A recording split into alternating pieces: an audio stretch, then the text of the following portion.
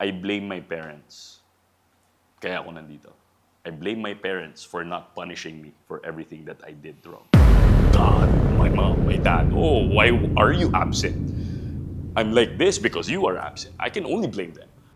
Sana lang, iniba niyo yung way ng parenting niyo sa akin. Sana hindi niyo ako tinolerate. Sana hindi niyo tinolerate yung kalokohan ko. Ngayon, lumaki ako ng ganito, knowing na akala ko tama atong mga ginagawa ko. Kaya ako nakakulong, kaya ako nasa death row. Sana, mom and dad, sana pinarusahan niyo na lang ako. At least naging fearful man lang ako sa batas.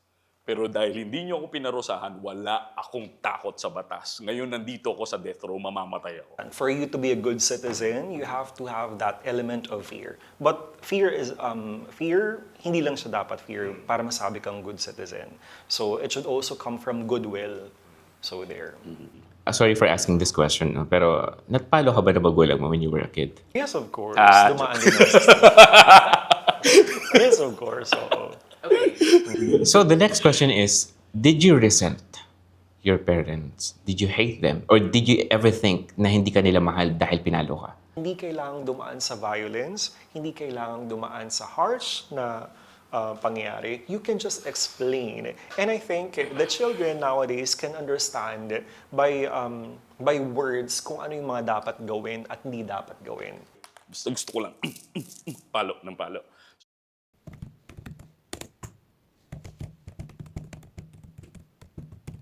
Maligayang pagbabalik po sa ating programa at ngayon ay ipagpapatuloy lamang natin ang ating talakayan tungkol sa paksa na may kinalaman sa pagdidisiplina ng magulang sa kanyang mga anak. Ang katanungan po natin ay kung sa kasalukuyang panahon po ba ay mabisa pa ring paraan ng pagdidisiplina ang pagpalo sa bata, lalong-lalo na kung sila ay nakagawa ng pagkakamali o hindi naman kaya mas makabubuti kung sa halip na sila ay saktang pisikal, ay kausapin na lang sila ng maayos at ipaunawa sa isang bata ang nagawa niyang pagkakamali. Kasama pa rin po natin ngayon ang dalawa nating panauhin at ang unang bahagi po ng ating talakayan ay naka-upload na sa ating mga social media accounts. Kaya kung hindi niyo pa po ito napapanood, pwede niyo po kaming i-follow sa aming mga social media platforms at ang inyo pong pag-like, pag-subscribe, pag-comment at pag-share ay nakatutulong po sa amin para makapagpatuloy sa paggawa na ganitong klaseng content. Tayo po ay may mga nakahanda pang katanungan para sa ating mga panauhin. Pero bago yan, ako po si Armando Bibay at ito po ang Unbiased.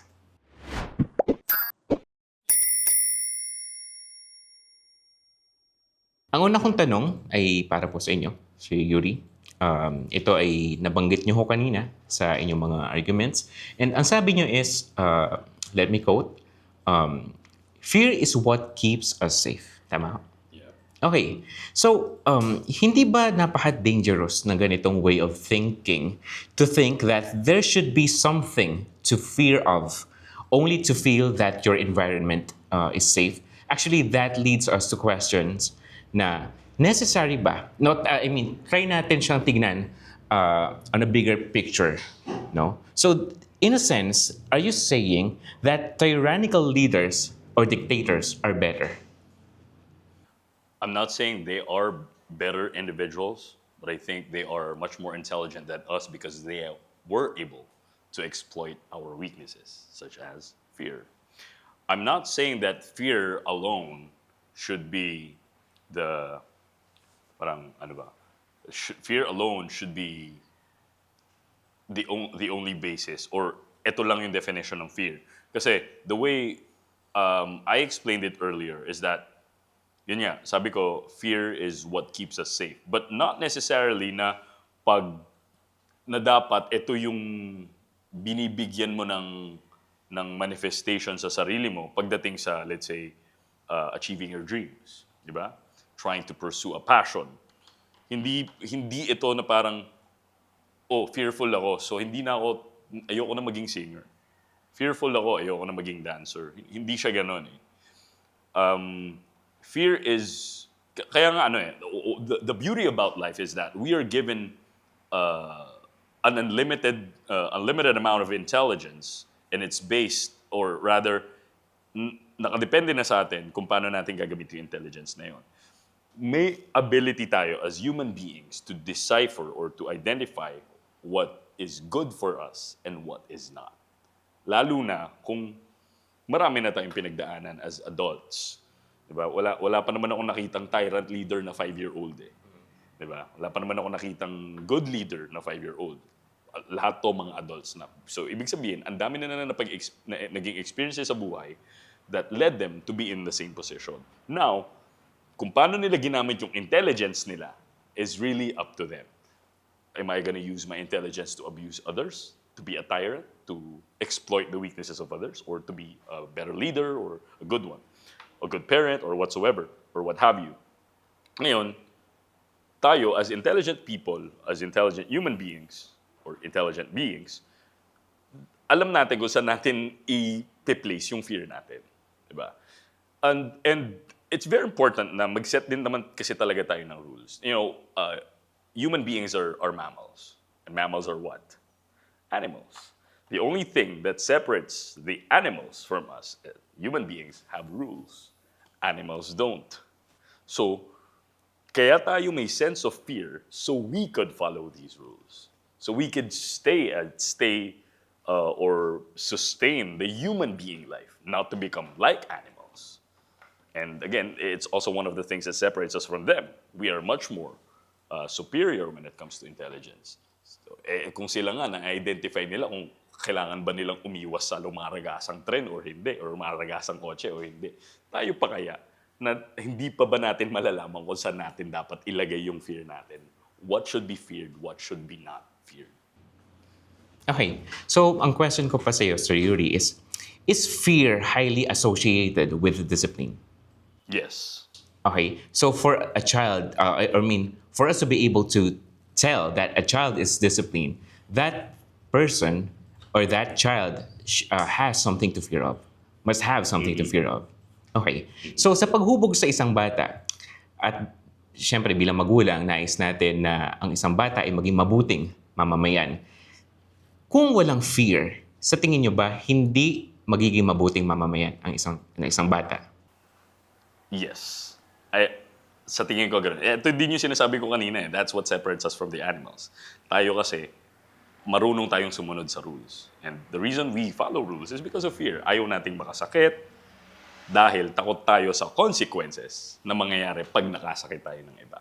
So these are rules set by whoever, possibly God or a higher being, and ito yung sinusunod natin para nga masustain yung human life. Kasi imagine, if there are no rules and human beings acted like animals, I am sure wala nang buhay na human being ngayon.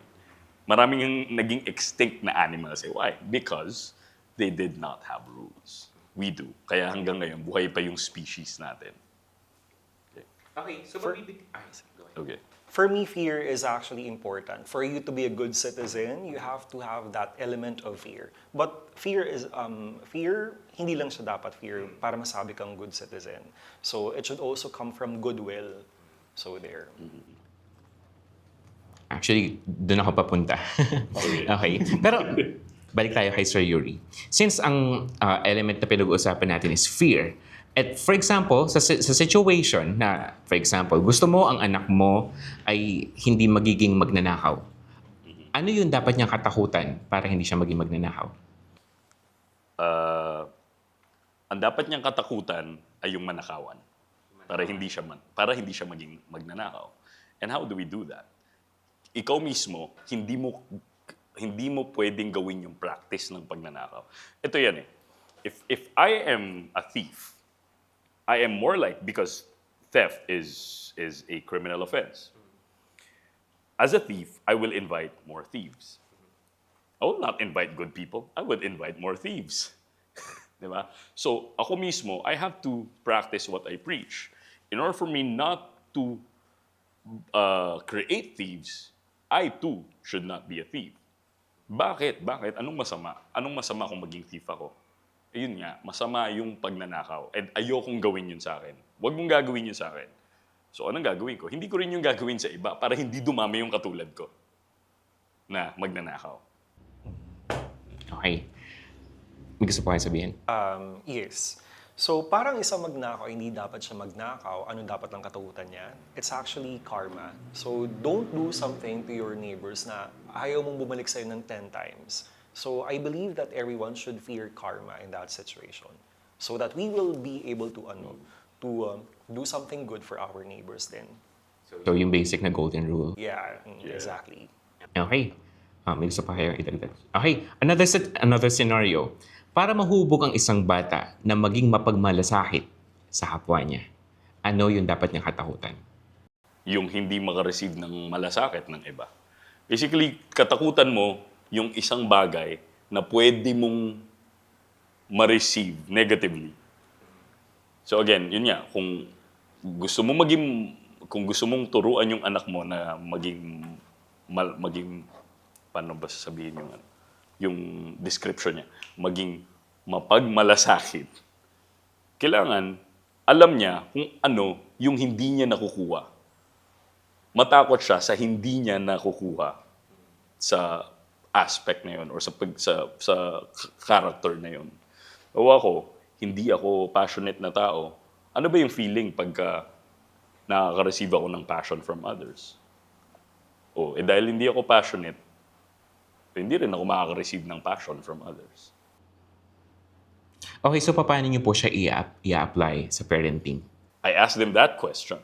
I asked them, sige, kasi whenever my kids do something, halimbawa daddy, meron akong gantong, ang galing, drawing, whatsoever. Ang style ko kasi, I don't necessarily praise them immediately na, galing, let's celebrate, ang ganda ng drawing mo. What I ask them is, what do you feel about it? Kasi there's a reason behind my child drawing that way, drawing or spelling words in a certain way, writing in a certain way. So I ask him what they feel. So delivering it with the same method of parenting, I ask them, sige, ano yung gusto mong ma-achieve pag ginawa mo to? I ask them that. So kung halimbawa, meron silang ginawang bagay, halimbawa meron silang classmate na walang makain, chinare nila yung baon nila, I ask them, hindi ko kagad sabi, uy, anak, good job, binigyan mo ng baon. I have to challenge them. Ano ba yung gusto mong ma-achieve? Bakit mo siya binigyan ng baon? In that way, alam nila ngayon, hindi kasi feeling ko pag wala akong baon, gusto ko rin makareceive ng baon eh. Kasi wala akong makain. So I give them that as an exchange. Okay, so for that scenario, naniniwala po kayo na para maging mabuti or para maging mapagmalasakit na bata ang isang bata, kailangan niya ng fear. Yeah, fear of not getting the benefits of malasakit. Okay. Sir Ram, naniniwala po ba kayo na fear ang best element na i-apply para ang isang bata ay maging mapagmalasakit? Absolutely no. Hindi dapat number one factor yung fear. Dapat ang number one factor is yung love. Dapat kapag magko-correct ka ng isang bata, dapat gagamit ka ng element of love rather than element of fear. Although fear is actually important, dapat gawin pa rin yun in the name of love. So dapat i-explain pa rin that you're doing all these things, whether it's actually physical or verbal na punishment, kailangan pa rin explain that you're doing it because of love and not because you wanted them to fear you. So there. So, actually, ang next ko sanang itatanong is, for someone to become a good citizen, ano yung pinakamagandang thought process na ibigay natin sa kanila? How to think? Kasi in every time that we behave, sabi nyo nga kanina, ang difference natin sa ibang animals is actually it's not just about rules, but it's logic. We have the ability to think. Kasi animals, they don't think, they use their instincts. That's correct. So, paano natin i-apply yung thought process na yun sa bata? Na, for example, yung kanina example na binigay ko is yung pagnanakaw. Mas maganda bang thought process na ayokong magnakaw dahil ayoko ring manakawan? Or ayokong magnakaw dahil ayokong masaktan yung kapwa ko tao? So, ano? Yeah, the latter also is a factor or is a choice. I did mention it naman din kanina na yun nga the fear na ayoko kasi siyang masaktan. So, then comes the consequence kapag nasaktan siya. So, minention ko rin naman yun kanina. I'm not necessarily just stating na dapat fear alone should suffice, but or fear alone getting or heading to that direction of not receiving something is the only case that should be discussed. But yun nga, it's also an option na pwede rin naman na fearful ako of damage ng ibang tao. And that's when conscience start to respond. Kaya tayo may konsensya, kaya tayo may guilt, dahil nag-i-exist talaga tong behavior or response na to. Ngayon, having all that said, sa akin kasi, if there is one thing that you have to instill a child or anybody, an adult, a teenager, or mas bata, is discipline. Not necessarily good or bad, happiness or sadness, it's discipline. So when you have discipline, you have self-control. When you have self-control, you have logic.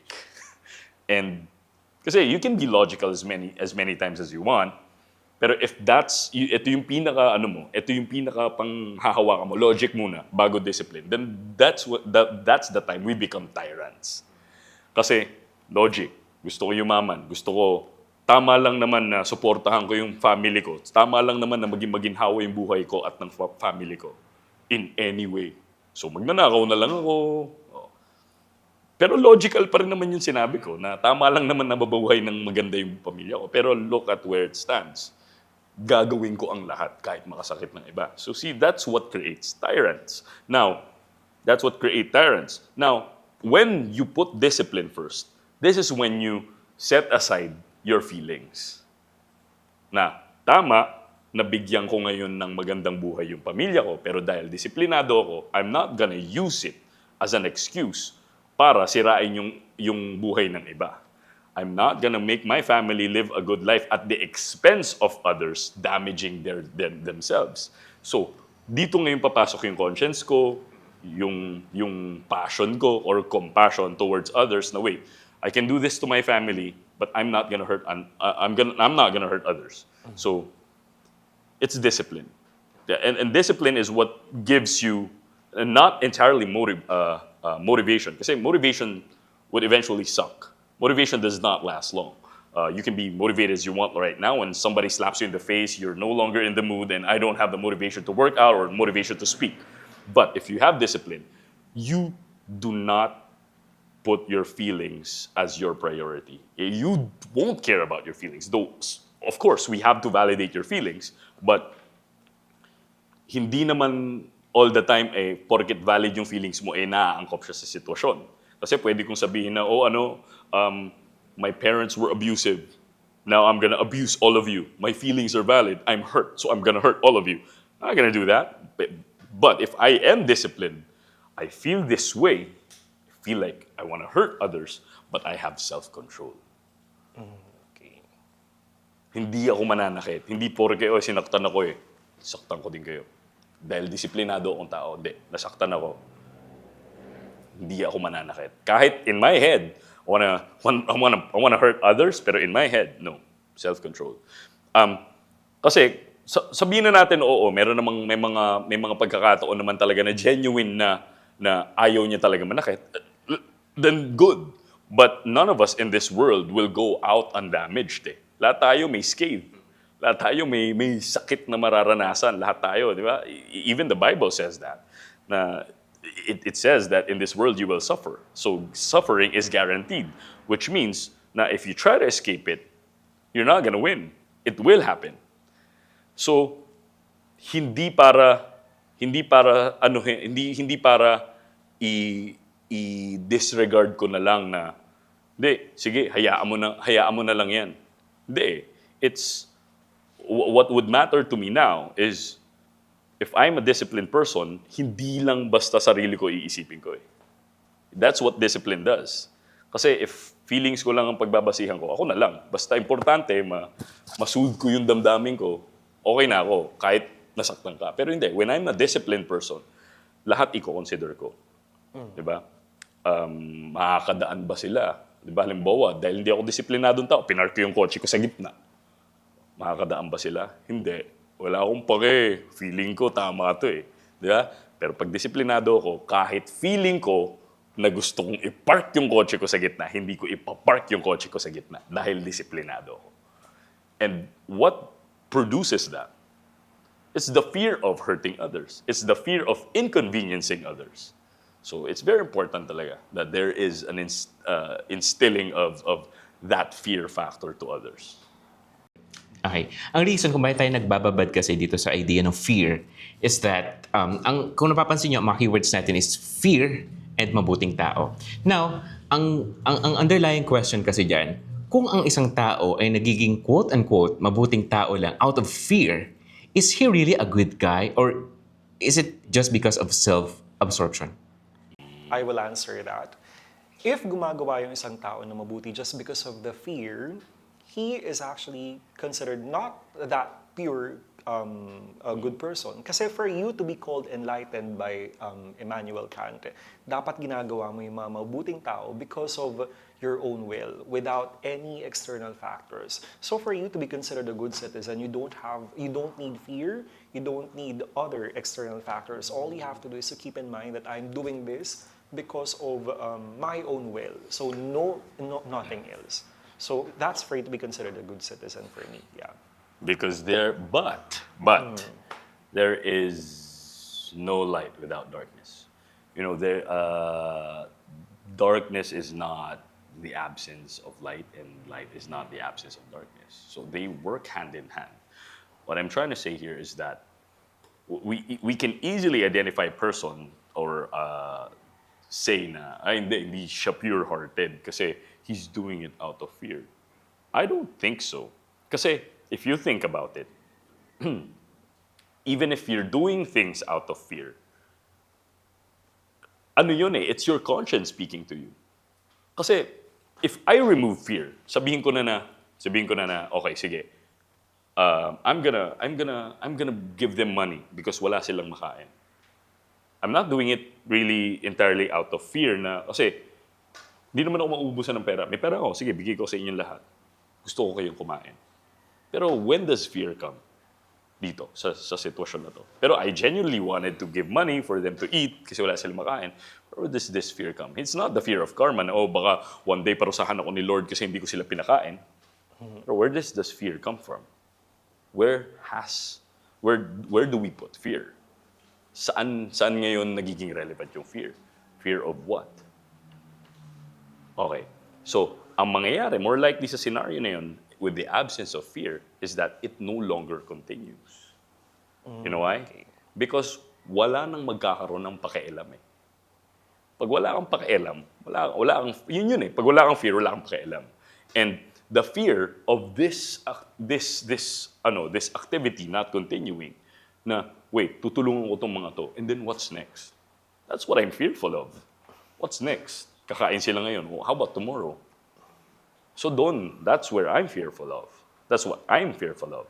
Na kaya ako naman ginagawa to, hindi naman para makakain lang sila ngayon eh.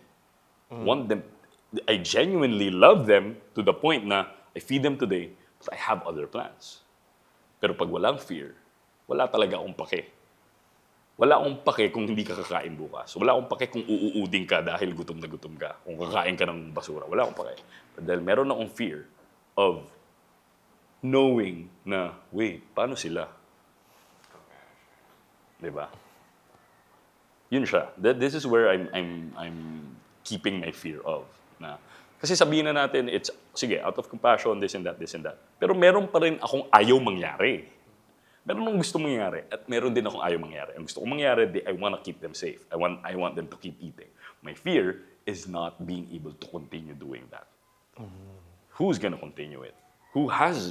So, sino dito ang as compassionate as I am in giving the poor money and food? Diba? Yung doubts mo papasok. So does fear.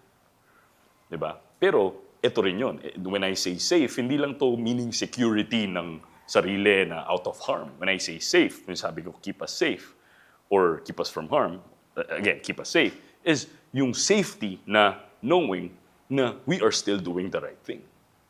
Regardless of what we feel. Regardless kung talaga bang 100% or 100% yung heart mo in giving to others, I don't think it matters. What matters is the ability for you to continue what you have started. For me, again, to simplify my answers, I think fear should never be the number one na talagang element. It should always be love and also goodwill for you to be considered a good citizen. So love and also goodwill. Yeah. Okay. Sige. So, hindi tayo magdaderail dun sa actual topic na although magandang tawag dito, magandang subtopic ito pinag-uusapan natin. Part 2, may part 2.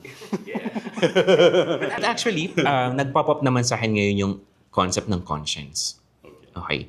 And since ang pinag-uusapan natin ngayon ay parenting, meron bang contribution yung manner ng pagdidiscipline ng parent sa pag-develop ng conscience ng isang tao?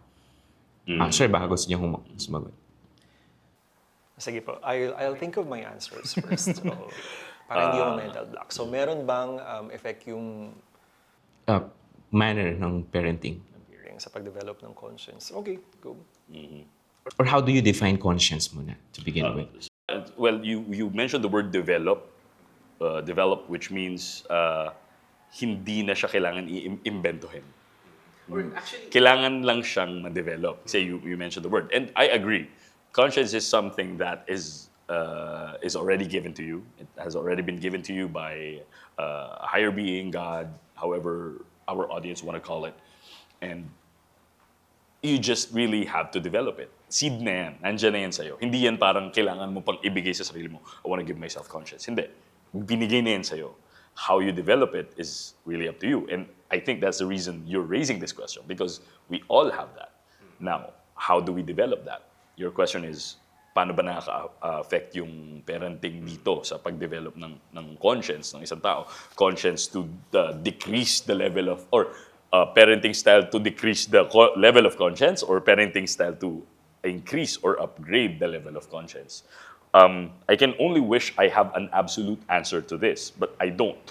But what I have is this.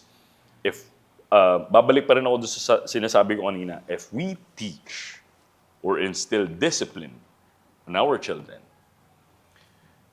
all else will develop on its own. All else. Kasi lahat naman maraming bagay, temporary. Maraming bagay. Happiness is temporary. Sadness is temporary. Loneliness is temporary. So, conscience is also feelings-based kasi. Nakabase ito sa feelings. So, it depende sa level ng relationship natin kung ano yung konsensya ko sa'yo.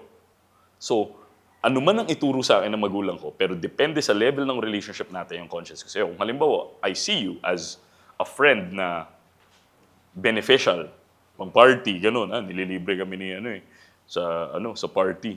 Kaya ganito ko siya dapat tratuhin. Kasi ganito siya. Pero when push comes to shove, hindi, wala na akong pakialam sa'yo. Kasi wala na akong benefit eh. So see, biglang nawala yung conscience. Why? Kasi I see you as this lang. Ito ka lang sa relationship natin. Pero, again, kaya binabalik ko pa rin yung discipline. Kasi, when a person has discipline, regardless of your status in life, regardless of what you are in my life, I will still do the right thing. Kahit ano pang nararamdaman ko towards you, kahit pang temporary kang kaibigan, pang bar ka lang or pang club ka lang kaibigan, si Teacher Ram, pang talagang pangmahalan, ikaw pang pang steady lang, pero si Teacher Ram, pang hook or by crook, kahit magkaiba kayong group of friends ko, dahil disiplinado akong tao, I will treat you the same. So, to relate to that, again, yun nga, wala akong absolute answer whether or not kung ano dapat yung parenting style to develop a conscience. Pero, merong parenting style to develop a discipline. And that is to instill fear, not the negative fear, but to instill na merong consequence of every action. And if I am afraid of the consequences, then I will treat everybody the same. For me kasi when we talk about conscience, it's your own version of what is right and what is wrong.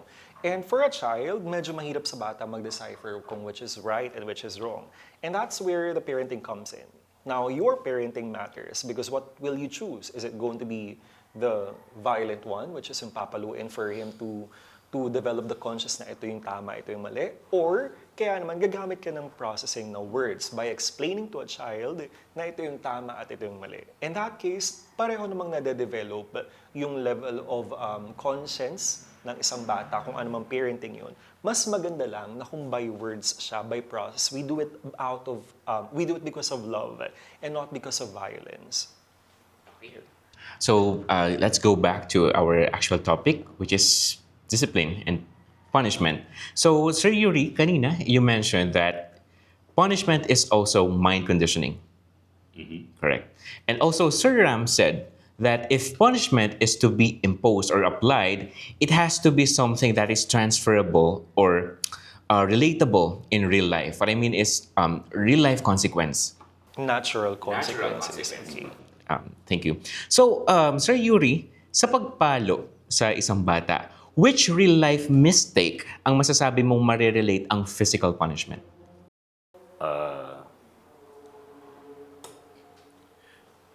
Walang saktong translation to, na parang, halimbawa, pag napalo ako sa puwet, ay ito ay katumbas ng parang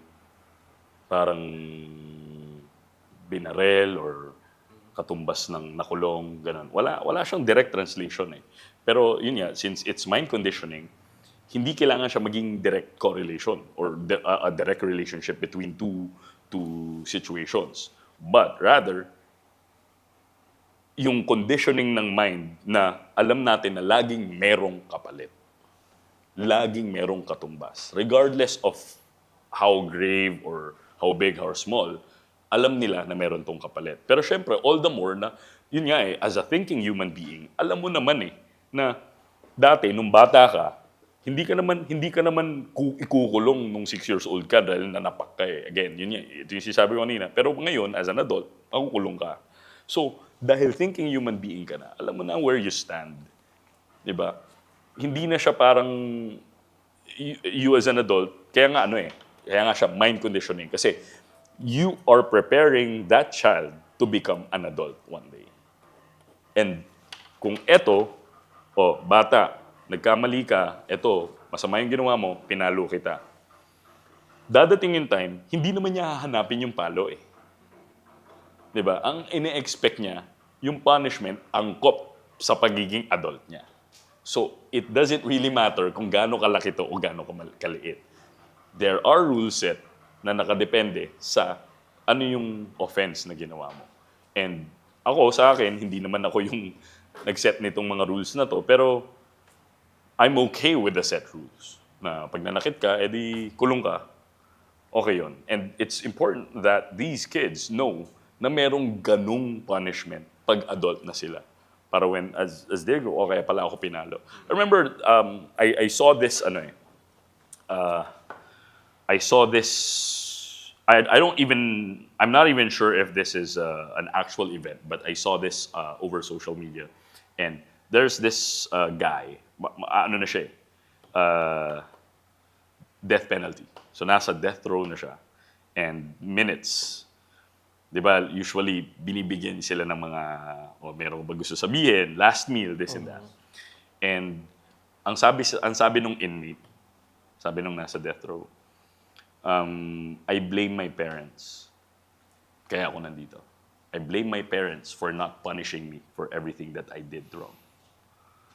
Hindi siya pinunish nung bata siya. Kaya akala niya, growing up, tama yung mga ginagawa niya. Which I totally disagree. You cannot blame your parents for your life decisions. Eh. Your life decisions becomes your personal choice. Right. And you cannot put your parents into it. Right. I agree with you. Yeah. Sabi ko nga sa sarili ko, di ba? Sabi ko nga sa inyo kanina, ang bait lang ng Diyos sa akin na I still turned out to be an okay guy despite not having the right support system growing up. But, yun nga eh, as a child, bata ka eh. Ganito kasi yan eh. This is what develops a narcissist to begin with. A narcissist is grown up in, a narcissist is a child trapped in an adult's body. Okay, so this is what develops a narcissist na thinking na okay pa rin gawin yung mga bagay na yun. Hindi na develop sa kanya yun. Kaya tingnan mo, kaya siya nang be-blame ng iba. And that's what narcissists do. They blame others. Totoo yung sinabi mo, and I agree with you, hindi mo dapat isisi sa kung kahit na sino, magulang mo, tito mo, uncle mo, yung mga decisions mo buhay. Pero yun nga, natrap nga sila sa batang pag-iisip. Ikaw bilang bata, nung bata ba tayo, sinisi mo ba yung sarili mo? Hindi. It's always somebody else's fault. Bata tayo eh. Even when I was a kid, I can only point my fingers onto a lot of people. God, my mom, my dad. Oh, why are you absent? I'm like this because you are absent. I can only blame them. Kaya din ako nag-agree sa'yo kasi despite all that, naitama ko yung buhay ko kahit walang guidance nila. Pero what I'm saying is, not everybody would think the same as I am. And I will not, kahit biniblame nila yung magulang nila for that, I will not even blame them for blaming their parents. Because I understand, wait, may responsible sa'yo dapat eh. May taong responsible para ihubugin ka, pero hindi ginampanan yung responsibility na yun. Kaya ka naging ganyan. Oo, totoo, dapat angkinin mo yung mga pagkakamali. Pero hindi din natin pwedeng ekspekto sa lahat ng klase ng tao. Kasi iba-iba tayo ng way of thinking. Iba-iba tayo ng thought process. Para sa kanya, sana lang, iniba niyo yung way ng parenting niyo sa akin. Sana hindi niyo ako tinolerate. Yun lang naman yung kanya eh. Yung kanya is, sana hindi niyo tinolerate yung kalokohan ko. Ngayon, lumaki ako ng ganito, knowing na akala ko tama itong mga ginagawa ko. Kaya ako nakakulong, kaya ako nasa death row. So siya, in pain siya eh. Angry, in pain, thinking na sana mom and dad, sana pinarusahan nyo na lang ako. At least naging fearful man lang ako sa batas. Pero dahil hindi nyo ako pinarusahan, wala akong takot sa batas. Ngayon nandito ako sa death row, mamamatay ako. Okay. Sir Yuri, sakayin ho natin yung direction ng argumentation ho ninyo. You mentioned na biniblame nitong taong to, itong convicted na taong to, yung parent niya. Yeah. Kung bakit siya umabot sa ganung point ng buhay niya na kailangan siyang parusahin dahil sa mga pagkakamali na ginawa niya. Now the question is, what is the actual missing element here? Is it the pamamalo or is it the teaching of good morals? Sabi ko nga kanina, may trifecta yan. Beginning, middle, end. It goes both ways. Kailangan parehong may fact. Kailangan present pareho yon. Yung teaching of good morals and pamamalo. Kasi, katulad nga ng mga nagtanong sa ating mga guests kanina, no? May mga issues where ginawa naman ng lahat, kinausap na't lahat. Hindi pa rin gumana. So, kaya nga siya hindi gumagana as a stand-alone. Kasi nga, hindi talaga siya gagana as a stand-alone. Gagana siya pag pinagsama mo to. Yin and yang to. This balances everything. Ang nagkakamali yung iba is, okay, usap ng usap. Diba kanina nga sa guest may nag-raise na, kinausap ko na't lahat, ang dami ko nung sinabi, hindi pa rin nakikinig. Kasi walang palong nangyari. Meron naman, pinapalo lang, pero hindi nagsasalita. Hindi rin gumagana. Doon na pumapasok yung sinasabi ni Teacher Ram na abuse. Kasi nga ikaw, dahil hindi ka nagsasalita, palo. Puta, hindi gumagana. Palo na naman. So that becomes abusive. Kasi hindi na ako nagsasalita, wala na akong tinuturo sa'yo. Basta gusto ko lang, palo ng palo. So, they have to work together. Teaching of good morals comes with certain kind of punishment para idiin sa kanila. Merong nail, may martilyo. Pupukpok yun. Now, dun sa scenario na yun, kaya siya ganun eh. Kasi he thought na sana man lang binigyan niyo ako ng pakialam. Yun nga, yung word is tolerate. It means hindi siya tinuruan ng morals. Hindi rin siya pinalo. Walang present dun sa dalawang yun. Walang teaching, walang pamamalong naganap. Kaya, tolerance ang tawag. Yung mga magulang niya, okay, sige, manggahasa ka dyan, anak. O sige, sapakin mo yung teacher mo, anak. More likely, yun yung nangyari sa scenario. Again, I'm saying this, hindi ko sure kung totoong nangyari to, pero that was the story. And I can only argue na one way or the other, nag-e-exist ang kwentong similar to this. For sure, napakadaming nasa death row. Napakadaming nakakulong na falsely accused and falsely convicted. So, more likely, maraming gantong issues. And again, to put emphasis to this, kailangan hand in hand yun. Hindi pwedeng absent yung isa. Kaya din naman binigyan ko ng emphasis kanina na I don't totally disagree with Teacher Ram. I agree with a lot of things that he said earlier na dapat merong usap, may ganun. Kasi ginagawa ko naman din talaga siya as a parent. I practice that. I teach my kids. I tell them this, palo, and then I tell them again. So, sandwich yan. tinapay, beginning. Yung burger itself, yun yung palo. Tinapay ulit. Sandwich yan. You can't make a hamburger just with a burger and a bun. Dapat a pair of bun. So, di ba? A slice rather. Di ba? So, it will only work that way. Ngayon, siguro nagkakaroon lang ng kaya nagkakaroon ng debate between these two things. Whether or not kausapin mo na lang or papaluin mo amongst a lot of parents is because some of parents don't really talk about it, pero they really talk to their children. To begin with, kaya nga tayo merong ganitong subject because it has been done before, it has worked before. Now, where does it not work? When you don't explain to your kids or you don't tell your kids the reason behind the punishment. Di ba? Whether or not maintindihan nila yung reason, kailangan mo pa rin sabihin yun. Diba? Si Teacher Ram, as a teacher, hindi naman porket, oy, hindi ka nakikinig, hindi na ako magtuturo. Hindi eh. Makinig man yung estudyante ni Teacher Ram o hindi, trabaho niya as a teacher na magturo. Pakinggan man siya ng estudyante niya. Ako bilang magulang, pakinggan mo ko o hindi, trabaho ko, responsibilidad ko, sabihin sa iyo kung ano yung tama o mali. Pakinggan mo man o hindi, sundin mo man o hindi. Ngayon, pag hindi mo sinunod, may punishment dyan. Yun siya. Okay, Sir Yuri, may mga questions pa lang ha. So, okay, babalik tayo sa'yo later. Okay, now let's dive deeper dun sa inyong discipline trifecta. Okay. Okay, so it begins with communication. Okay. Correct? Ipaparealize ninyo sa bata, correct? Yung naging mistake niya. And then afterwards, punishment. And for you, pagpalo, physical punishment. Okay? And then after nun, ipapaliwanag ninyo kung bakit niyo siya pinalo. Okay. Now, let's agree dun sa trifecta ni Sir Yuri. However, ang question ko dun is, yung middle part, is it something na pwede nating hanapan ng alternative? Or do you believe na apart from pagpalo, wala na ibang alternative dun? Not only do I believe, but it's almost 100% certainty eh. Kaya nga merong mga issues na ganyan na nire-raise kanina eh. Na kinausap ko na, wala pa rin nangyari. So, hindi lang to strong belief ko, but it's also other people's experiences. What I mean is, agree naman tayo na meron tayong i-impose na punishment. But what I'm saying is, hindi ba siya pwedeng palitan ng alternative na instead of physical punishment, gawin natin yung ibang mga alternative like yung minimension itong si Sir Ram na natural consequences, natural punishment na related dun sa pagkakamali niya. And ang example mo nga kanina is yung, for example, nagnakaw siya ng laruan. Nasira niya yung laruan nung kalaro niya. And ano yung punishment na appropriate para sa batang yun? Hayaan mo lang siya mawalan siya ng laruan. And then the child will suffer from that. Or kaya naman sinira niya yung laruan ng classmate niya. Then nawalan siya ng kalaro. So for that, you let the child alone suffer the natural consequences na hindi dumadaan sa pagpalo ng parent.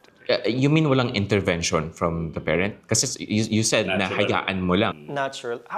Of course, the parent will go ahead and tell na ito yung masama, ito yung mabuti. Then what the parent will do, hindi siya bibilhan ng bagong laruan. So hindi siya spoon-fed na ito, bibigyan kita ng bagong laruan or something like that. The parent will actually let the child suffer yung walang laruan. Yung walang playmates. Yeah, I would want to add something to that. Ang sarap kasing isipin yan if you live in a very perfect world, right? If you live in a perfect world, it's very idealistic kasi. Napaka-ideal niyang ganyan sitwasyon, and I hope all the powers of the universe will go towards that na walang kailangan mapalo and we all are happy. But the thing is, this is far from reality. Hindi siya realistic approach kasi. I mean, I want to tell you, akala ba ng mga tao pag pinapalo ko yung anak ko, nag-glorify ako at victorious ako saying, yes, napalo ko yung anak ko. No, I hurt inside. Ang sakit-sakit mamalo ng anak. Masakit. Pero dahil disiplinado ang tao, hindi ko iisipin yung feelings ko. Kasi kung feelings ko pa iiralin ko, uy, ang sakit pag masasaktan ako pag pinalo ko yung anak ko. Wag na lang. Hindi. Kahit masaktan ako, basta kailangan ma-experience mo to. Ngayon, again, sabi nga, let's agree that there's that trifecta, the hamburger, the bun, the burger, then another bun. yung alternative kasi, I can only wish na, I'm the expert at this, na lamang ako sa knowledge pagdating sa child psychology and that, but I'm not. Pero at least based on actual vision and reality, this is the stuff that I will stick with because it has worked for me, it has worked for my children. I've seen it work for a lot of children. Ngayon, ito kasi siya, when you do the beginning, it's not necessarily, anak, pag ginawa mo yan, mawawalan ka ng kalaro. Dito yan papasok sa huli. This is what sandwiches the sandwich. What I do, remember when I shared earlier na what I do with my kids, regardless if it's right or wrong, I ask them what they feel about what they have done. So doon, makaka-create ako ng strategy. Kasi, ang dating kasi natin, when we talk about parenting styles, it's as if, 1 plus 1 is 2 lang eh. No, maraming factors to. Merong 5 plus 5 is 10 dito. So, what I do with my kids is, I ask them, sige, so anong pakiramdam mo ngayon na, anong gusto mong ma-achieve sa ginawa mong yan? Nung hindi mo ako sinunod, nung sinabi kong umuwi ka at 10 p.m. pero 11 p.m. ka umuwi, anong gusto mong ma-achieve? I asked them this. So, assuming na, kasi Dad, kasi pag nagpaalam ako, sabihin ko gano'n, hindi niyo ako papayagan. Okay, then that's where I base my argument. Okay, paano mo nasabi hindi ka papayagan? Hindi na ba kita pinayagan dati? See? Mas matalino ako sa mga anak ko, magulang ako eh. Dapat lang. Okay? Kaya ako yung may power to condition them. Ngayon, sabihin natin, okay, dahil sinaway mo ako, eto, punishment. How they take it is really up to them. Now, the sandwich. This is where your arguments and cases are moved. Kasi, ito na yung time na kasi. Kaya ako ginawa sa ito, anak. Kasi di ba, ito sabi mo gusto mong ma-achieve. Ito punishment. Dahil sa ginawa mo, anak, ito yung mangyayari sa'yo pag ginawa mo ulit yan. Not necessarily threatening my child, but in a graver scope, pwedeng sabihin ko, anak, dahil sabi ko 10 p.m. Kaya ako sinabi kasing 10 p.m. kasi by 11 p.m. maraming rapists sa labas. Kaya 10 p.m. dapat nandito ka na para hindi ka maghahasa. Pero dahil sinaway mo ko, more likely at 11 p.m. ginawa mo to, pag dalaga ka na, 18 years old ka na, magagahasa ka. Yun siya. For me, that was a nice kind of parenting. Pero, the use of rules, the use of consequences by words. And yung sa trifecta niya, yung sa middle part na pamamalo, pwede siyang tanggalin eh. Pwede siyang palitan ng alternatives. Yung example na ginawa ni Sir is yung sa open communication. Anak, ano ba yung pwedeng consequences kapag ganito? So you lay out the consequences. So pwede tayong gumamit ng words instead of punishing the child by force. Pero ang problema ko kasi dyan, sipin mo, panggagahasa, I allow my dalaga, my 18-year-old daughter to get raped just for her to learn that? Not really. Again. There, so that's why papaluin ko siya. Not at 18 years old, pero nung nire-regla na siya, paluin ko siya para alam niya na, wait, medyo bumibigat yung punishment Siguro si daddy, may pakialam siya sa kung ano yung mangyayari sa akin pag ginawa ko ulit to pag mas malaki na ako. Okay. Pero hindi niya yung didibdibin eh. Yeah, I remember one of my elder sisters, sabi niya, when you spank your kids, kailangan mabigat. Hindi to. Hindi. It's something that they would remember for a very long time. And having that done, pag natatandaan nila yun for a very long time, they would not do it again. Tingnan mo yung difference Dahil sinaway mo ko at hindi kita pinalo, ginawa mo ulit yan, 5 years later, umuwi ka ng gabi, naghahasa ka. Tingnan mo yung price to pay. Sabi nga natin, trauma, this and that. Ang dami nun. Trauma ka, na-divergenize ka ng hindi mo kilala, let alone paano kung nabuntis ka pa, blah, blah, blah. No, patong-patong. And the rape victims never recover at all. I've never seen a rape victim fully recover, ever. I am a rape victim. I got raped twice in my life. I've never recovered from that. I can only have self-control. The reason I am not taking revenge towards my assailant is because I have discipline and I have self-control.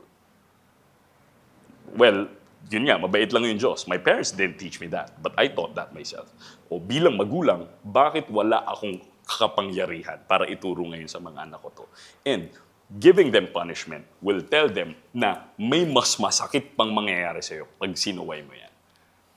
Pag ginawa mo yan paulit-ulit, may mas masakit na mangyayari dyan. Tingin mo, pinalo kita sa kamay, nasaktan ka na. Let alone pag nagahasa ka, mas masakit yan. It's never gonna go away. Etong pinalo kita ngayon, maya-maya hindi na yung masakit. That's where the two kinds of parents exist. Number one is yung sa authoritarian versus the authoritative. Yung sinabi ni Sir na example is actually being an authoritarian parent. You impose the rules, you impose these punishments, you become strict with it because you don't want negative things to happen to your child. And that's the goal naman eh. Ayaw nating may mangyaring masama sa bata natin. So, you can also be authoritative. Authoritative is the use of processing by the use of communication.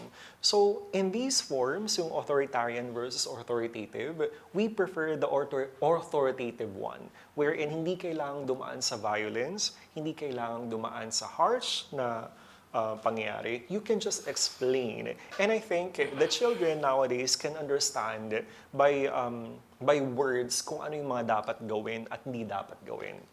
So we also have to set clear and concise rules sa mga bata for us to achieve that. Yes. And having you said that, it's very important then na you stick by it, you live by it. Kasi pag ang mga bata manipulative yan. Kaya nga sabi ko kanina, it what creates a narcissist. A child not growing in the head but growing in the body. And pag hindi ka nag-stick doon or hindi mo pinanindigan yung implementations mo ng mga rules, mamamanipulate ka ng mga anak mo. Oo, matalino ka bilang magulang. Dapat lang. Dapat mas magaling ka sa mga anak mo. Pero, dahil yung mga bata nga sila ang imagination yan, endless, limitless. Tayo, hindi natin ma-imagine yung sarili nating tumatalon from the 5th floor to the ground floor. Sila kaya niyang imagine yun because of what? They're kids. Imagination nila, they would think na hindi, malakas ako. Kasi pinapanood ko si Superman, okay nga lang siya, nung bumaba siya eh. Ganun sila. Tayo, sobrang realistic na approach natin. We would not think the same way. So, having that said, yung level of manipulation nila is high grade compared to our level of manipulation. Okay. So, it's very important na pag may inimpose ka na rule, panindigan mo yun. Hindi ka lalambot para sa mga anak mo. O sige, sinabi mo sa anak mo na, papaluin kita. Tapos hindi mo siya pinalo. Your child already has you. Your child already has you under control. You no longer have control over your child. Your child has you under control. Okay. Sir Ram, actually interesting yung example na binigay ni Sir Yuri regarding sa having a daughter, no? And bilang ama, ayaw mo nga naman na may mangyaring hindi maganda sa kanya. Ngayon, I believe up to this point, paninindigan mo pa rin na may better alternatives sa physical punishment. Okay? So, para sa'yo, paano mo ituturo yun sa anak mong babae na huwag gagabihin nang hindi mo siya pinapalo? For me, there are many ways para ituro sa bata na wag siyang gabihin. Actually, ang magandang gamitin mong ways is yung something na pinropose mo kanina, which is natural consequences. Correct? So, ang consequence is magagahasa. So, how do we do that? For me, it's not only about the natural consequences. We have different methods on imposing punishments. So for that, I will have to take the loss of privilege, take away something important from her, like yung time, and also yung sa time out, and also you set boundaries na you ground your daughter na hanggang gantong oras ka lang pwedeng umuwi. It doesn't have to be always physical, the use of physical force para mag-impose ng rule. Sometimes communication works better, and especially for women, they abide by their feelings. So, and also they think. So, I think na yung mga bata ngayon, especially the women, also men out there, are willing to listen. They're also willing to be guided accordingly. So, by use of words lang, my point here is that let us not be violent to them. Instead, let us show them that we care, and at the same time, tell them that we are only saying these things because we wanted to be better. We wanted them to be safe. Okay. Well, let me agree to that and at the same time add to that, but quite not deliver it in a way that your teacher Ram's statements are absolute. Kasi, versus, okay, I'm not gonna judge somebody who smokes or puffs cigarettes and all. That's your stuff in life, and that's your stuff in life. I'm saying here, generally, smoking is bad. Diba? Generally, it's, diba? Kanya-kanya naman tayo ng tolerance. What I'm trying to say here is that amongst the teens, sabi mo kanina, no, women are feelings-based. Kasi then all the more that I have to spank her. So para maramdaman niya yun. Kasi kung nakabase siya sa feelings at nagresulta to na mas mangibabaw yung hindi siya nasasaktan, all the more that I become tolerant at that feeling, she will impose her will. Not my will, but hers. Okay, that's one. Next, amongst the smokers, yung mga girls na lumalaki na bigla na lang natututo mag-smoke, ito yung usually na mga babae na hindi napalo. I have this, I can say this based on experience. Again, this may not be absolute because I've not seen all kinds of women in this world, but when I was in high school, of course, I made friends and all that. High school is what? 11, 12, 13, 14 years old. That's high school back in our time, before K-12 and all that. So, and whenever I get to ask them, I remember, sabi ko, kasi hindi naman ako natutong manigarilyo nung edad na yun eh. Pero I asked them, so bakit? Ganun. Kasi wala naman pakialam yung mga magulang ko eh. Wala sila. Whatever I do, they don't care. Okay, I remember that. Pero sa akin, sige, at that time, it didn't matter. I didn't know I'm gonna be in this debate anyway. So, now, in comparison, meron akong mga kaklase na mga kaedad namin na hindi naman ginagawa yun. Ang difference, sinusundo ng mga magulang, present yung magulang, at minsan pag nagkakwentuhan kami, ang lagi nilang sagot, hindi pwede, hindi ako papayagan ni mami. Baka mapalo ako. Pero look at them. They're not smokers. I'm not saying that this is the worst thing you can ever do. What I'm saying is, it does something good to you pag napapalo ka. Kasi meron kang fear of something eh. Na, malalaman mo ngayon na hindi ko deny na we should do things out of love. Pero fear is the result of that. Should be the result of that. This is not our source. Fear is not supposed to be the source, but the outcome, the result of love. And you as a parent, you would tell your child, oh, anak, nakikita mo, oh, ito yung, di ba? Ito yung package ng sigarilyo. Cigarette smoking is dangerous to your health. Ayokong gagawin mo yan. Pag ginawa mo yan, papaluin kita. O ginawa, di pinalo mo, inimpose mo ngayon yung will mo, naiintindihan ngayon ng anak mo na, may ganun pala talagang parusa. May parusa pala talaga pag lumalabag ako sa batas. And charity begins at home. Pag hindi mo kayang panindigan yung batas na naset mo sa loob ng bahay, paano yung batas sa labas? You are framing your kids. You're framing up your kids. And that's a dangerous parent for you. Okay. Sir Ram, sorry for asking this question, no? Pero natpalo ka ba na magulang mo when you were a kid? Yes, of course. Dumaan din ako sa Yes, of course. So the next question is, did you resent your parents? Did you hate them? Or did you ever think na hindi ka nila mahal dahil pinalo ka? Here's a good thing. My mother kasi is also a teacher. So every time na pinapalo kami, it was actually backed up by words na kung saan, kaya namin pinalo, kaya kita pinalo is because may ginawa kang mali and so on. And even up to this moment, kapag may nagagawa kang mali, or kapag may something na unsure ako, I still contact my mom. And then my mom would always use the power of words. And kung babalikan ko, if I'm going to refresh my memory, ano ba yung mas naalala ko? Mas naalala ko hindi yung palo. Mas naalala ko yung words ng nanay ko na isang single mom. And I think in that situation, we can say, now words are more powerful than, the act of violence.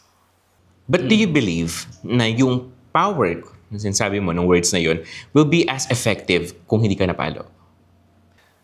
Again, I'm sorry. Nagma-make sense ba yung tanong ko? naiintindihan ko yung tanong. Oo. So sabi mo na for you, mas naalala mo yung words. But do you think magiging powerful or effective ba yung words na yun kung hindi nakasama yung pagpalo sa'yo? It will eventually lead to the same results. I will still be who I am today, whether or not kung may palo or not. Yeah. I will not agree to that in a level na Teacher Ram is only able to say this because he is already a grown ass guy. Okay? Okay. You're already an adult. Madaling sabihin na, hindi, ito lang inaalala ko. Pero the truth is, kaya mo nga na-bring up na when my mom, especially when you listen to Teacher Ram's tone when he was saying it, it was as if he appreciates his mom spanking her. Diba? Yung pag-mellow ng boses niya, yun, totoo nga lang.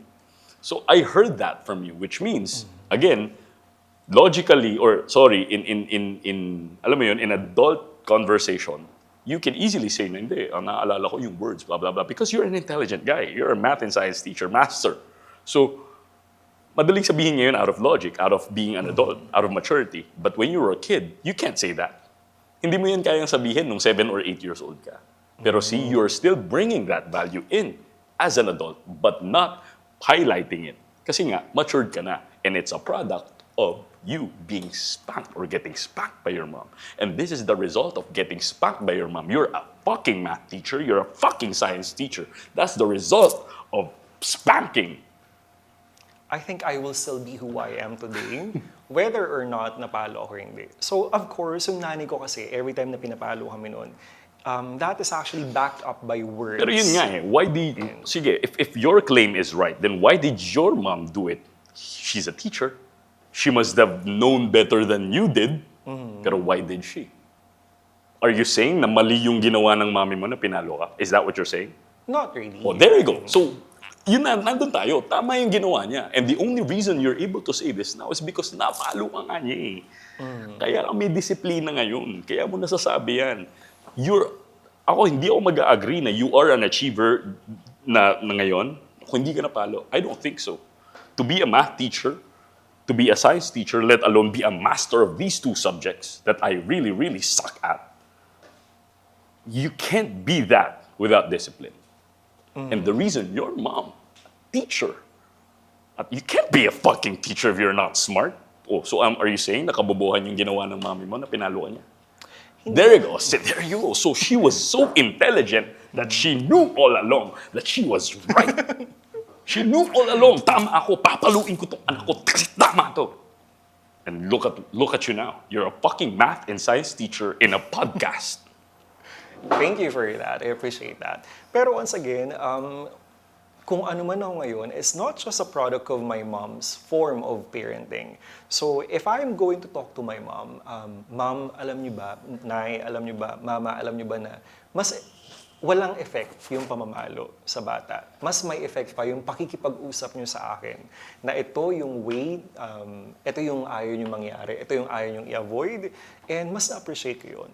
And up until now, ang naalala ko talaga is naalala ko na palo ako. So ang naalala ko is yung lessons from the words ng processing. Okay. That. Well, and if I'm going to talk to my mom, that's also the same thing na gagawin ko kapag ako naging parent na. I don't want them to experience a form of discipline na gumagamit ng palo or something like that. If I can, bakit ako gagamit ng ways ng discipline ng violence? If I can just go ahead and talk to them nicely and also set expectations and then tell stories of the consequences. I'm still gonna, kasi, okay, it all makes sense, but one of the things that doesn't make sense now is, yun nga, the question is still the same. The question remains, are you saying that your mom was wrong? Kasi you're saying na, kung hindi niya ginawa yun, I would have still be the same. No, Okay. I don't think so. Again, kaya nga ginilalagyan ko ng special or full emphasis ang pagiging teacher ng mami mo. Kasi you cannot be a teacher if you're dumb. Ibig sabihin, yung ginawa niya, as smart as she is or she was, alam niyang tama yun. Okay. So, dapat lang yun. Okay, maraming salamat ho sa inyong dalawa. Actually, we're running out of time. Natatakot po kami. Baka paluin kami ng may-ari ng studio. So, before we end the show, kayo ho, meron kayo 6 na anak. No? At kayo ho, in the future, nag-look forward po ba kayo for having kids? Ayun yung mamalo. Pero I actually teach. So there. I also have pinsan na mga basbata sa akin. So yan. Mga pamangkin meron. Yes. Okay. So, Sir Yuri, kung nanonood po ngayon yung 6 ninyong anak, ano yung gusto nyong matutuhan nila sa episode natin ngayon? I can't think of something that talagang directly from this episode, but if I have to leave them a message,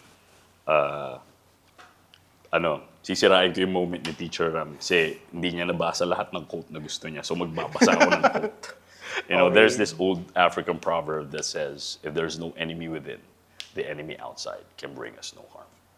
And the only way to defeat the enemy within is for us to be disciplined. The only way. Be disciplined, you defeat the enemy inside you.